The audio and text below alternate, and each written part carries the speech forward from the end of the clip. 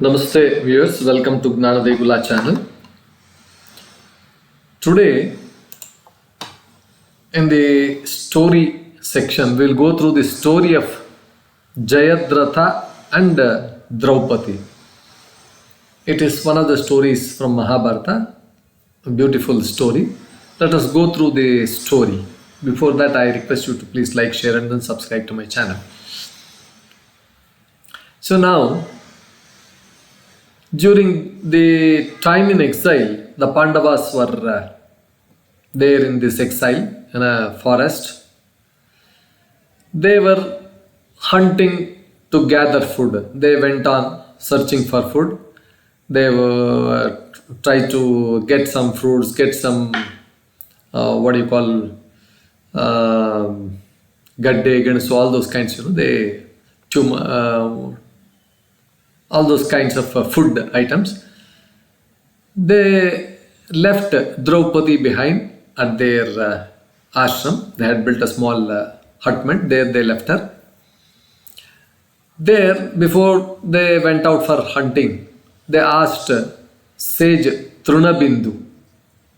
It was a small place, and then quite close by there was a sage called Trunabindu and Dhaumya Rishi to watch over her, because she was all alone.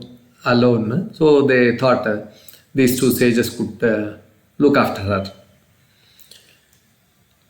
So the same day, Jayadratha, the king of Sindhu, and he was incidentally Duryodhana's brother-in-law. So he had married Duryodhana's sister. He happened to see this Draupadi. He was attracted by her beauty, and then he wanted to have her. So he didn't know whom she was. He thought that some good-looking girl is there, and then so he thought he will take her and then marry her. So he went back and then sent Kotikasya, a minister, to find out who she was and then how he could take her. Kotikasya approached Draupadi, and then while talking to her, he learned her identity. He found out that she is the husband of Pancha Pandavas. All these things. He came back to Jayadratha and he says she was the wife of Pandavas. Whatever you saw, she was the wife of Pandavas, and then she is being protected. They are on this Vanavasa, all these things, the story he says. So Jayadratha now decided to approach her himself. Instead of asking Kotikasya to bring her, he himself went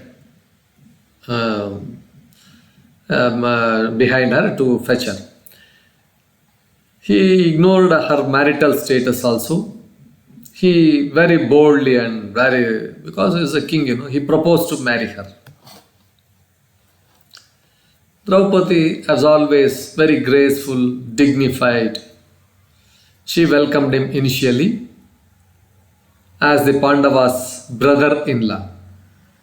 Kaurava's brother-in-law is Pandava's brother-in-law also. She welcomed him. And then, while talking, when he expressed his intent to marry her, she firmly rejected his inappropriate proposal. So this fellow was angered by her refusal. He's after all a king, he is Jayadratha.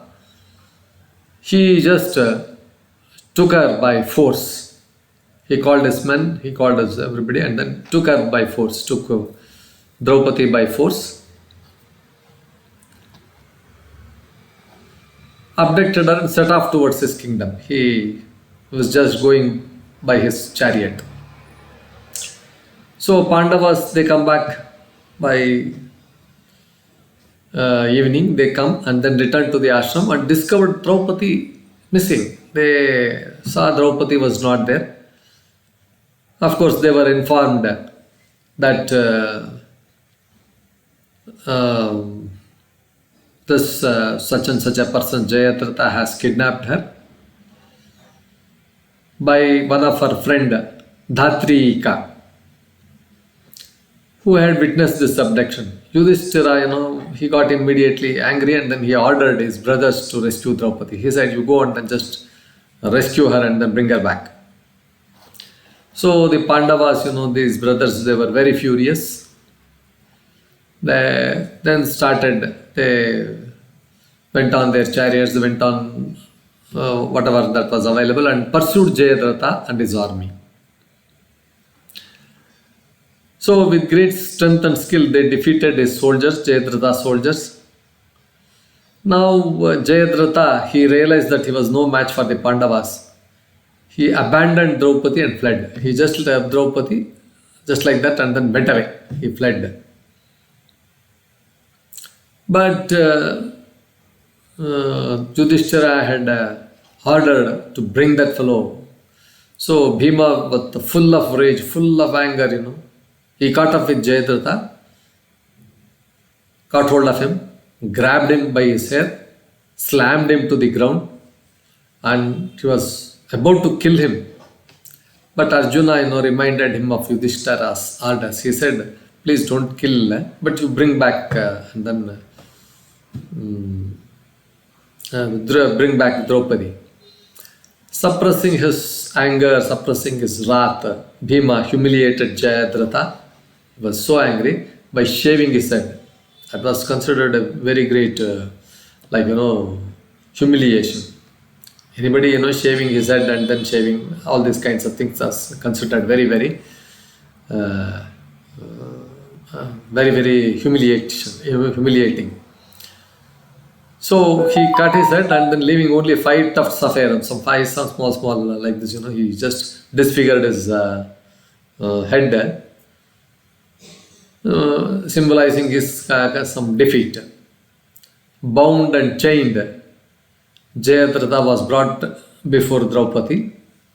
So now he was just in front of Draupadi.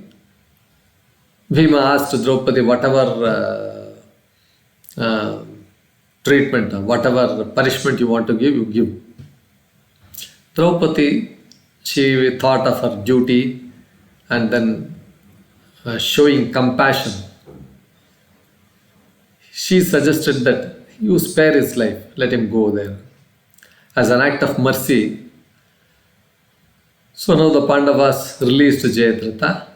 Humbled and ashamed, he returned to his kingdom. This is one part. Next, Jayadratha, he is also a Kshatriya. Na? So after his humiliation, Jayadratha was consumed with anger. He was very angry and then sought revenge. Revengeful he was. So now what he does, he leaves his kingdom in the care of his wife. He says, you look after this kingdom and then I will go and then do some intense penance to please Lord Shiva. He performed this intense penance. Moved by his dedication, Shiva appeared before him and offered a boon. What you want, I will give you. Jayadratha wished for the power so that he would be able to defeat all 5 Pandavas. However, Shiva explained that such a feat was impossible. Instead, he told Jayadratha, he granted Jayadratha the power to hold back the Pandavas for just one day. Because Pandavas are very, very powerful, and then besides that, Sri Krishna is behind them. So, you cannot fight the Pandavas. So he granted Jayadratha the power to hold back the Pandavas for just one day, except for Arjuna, who was protected by Krishna. He also said, you cannot hold, you can hold others, but you cannot hold Arjuna because he is being protected by Krishna. So now Jayadratha was satisfied with this boon.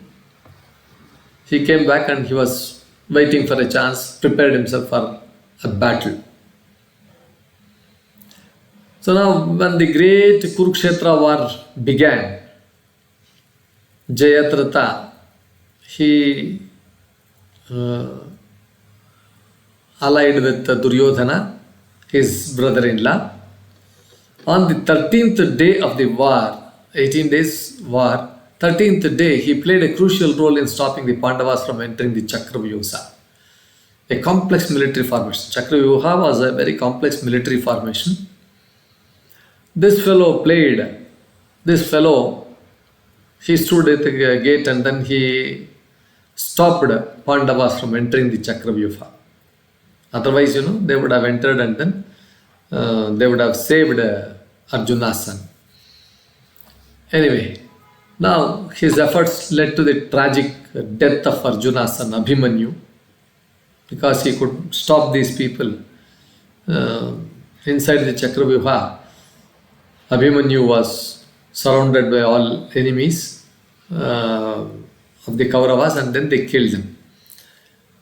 Abhimanyu, he had entered the formation alone, and however this act sealed Jayadratha's fate. So now when Abhimanyu was killed, Arjuna was very furious. He took a oath to kill Jayadratha the very next day before sunset. And with Krishna's guidance, he fulfilled his vow. He just killed Jayadratha. So this is the story of Jayadratha. It serves as a reminder of the consequences of arrogance, unbridled ambition, and enmity towards some righteousness. Viewers, with this we conclude our episode on Jayadratha. I hope the story was quite interesting. Please like, share it and subscribe to our channel. Thank you, viewers.